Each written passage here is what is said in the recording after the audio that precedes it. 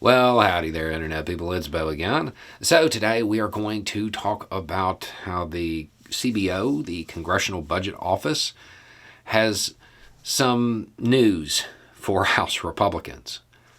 House Republicans have put a lot of political capital behind the idea that they are going to engage in budgetary cuts that will balance the budget within the next 10 years.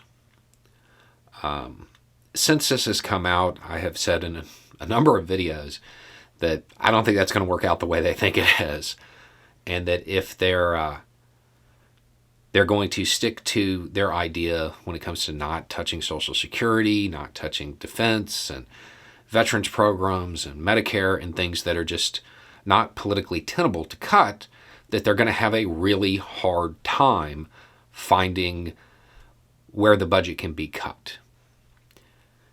So, the Congressional Budget Office has put out some information for those Republicans.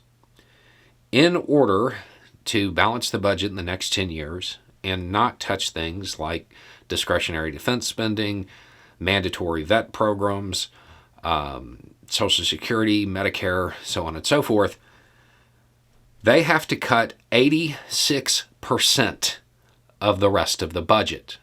And that's assuming they get rid of the Trump-era tax cuts as well. 86%. Now, I know most people are thinking, well, they're Republicans. They don't care. They'll cut education. They'll cut environmental protections, and that's true. But 86% means all of it. All of the budget across the board. That means money for cops, agriculture, border security, their own budgets, 86%. Now, if they choose to leave the Trump-era tax cuts in place, which they've kind of promised to do, at least they're promising to make the attempt, they could cut 100% of the rest of the budget and still not get to a balanced budget in 10 years. I have a feeling that their tactics are going to change on this issue when confronted with this information.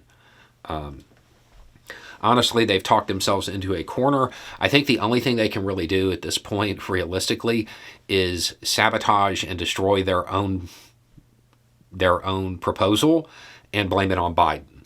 That's about all they've got. This isn't going to move forward. Even if they go back on taking cuts from programs that are politically untenable, like discretionary defense, mandatory veterans programs, Social Security, Medicare, stuff like that, they still have to cut around half the budget. I don't think this is going to go down the way they think it is. Okay, while all of this is fun, right, it is entertaining that the numbers don't care about their alternate facts. It does highlight something. The U.S. does have an issue. The U.S. has an issue. There are two ways to deal with it. One is, over time, a bunch of serious cuts could be made. The other is we could,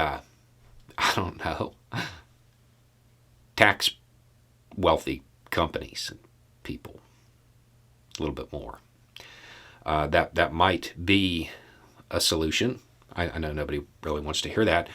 I would point out that the people who lean into the whole Make America Great Again thing, they tend to point to the 50s as the ideal time, disregarding how horrible it actually was and focusing just on what they learned about it from Leave It to Beaver. But I would suggest they look at the tax rates during America's golden age from their perspective. Anyway, it's just a thought. Y'all have a good day.